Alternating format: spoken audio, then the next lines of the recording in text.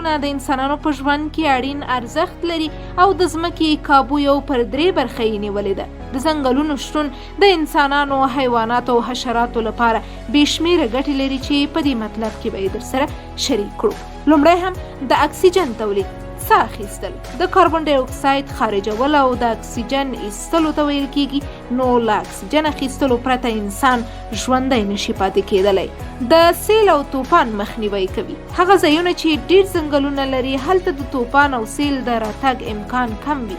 که طوفان هم شي ځنګلونه د باد د مخنیوي لامل کوي. د حیواناتو استوګنځای، د ټولو حیواناتو د اوسېدو لپاره غوره او هوسا ځای ځنګل دی. ځنګلونه د انسانانو لپاره شفا. په ځنګلونو کې سلګونه داسې بوټي شته چې انسانان د ځان لپاره ترې درمل جوړوي او د بېلابېلو ناروغیو لپاره ترې ګټه اخلي. د بېلابېلو شیانو جوړښت، له ونو او ځنګلونو څخه بېلابېل شیان جوړیږي لکه میز، چوکۍ، دروازه، کاغذ او ځینې نور شیان.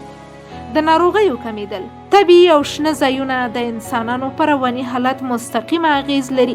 هغه کسان چې تل د خفګان احساس کوي، شنه ځایونه دوی ته آرامي ورکوي او حالت یې ښه کوي.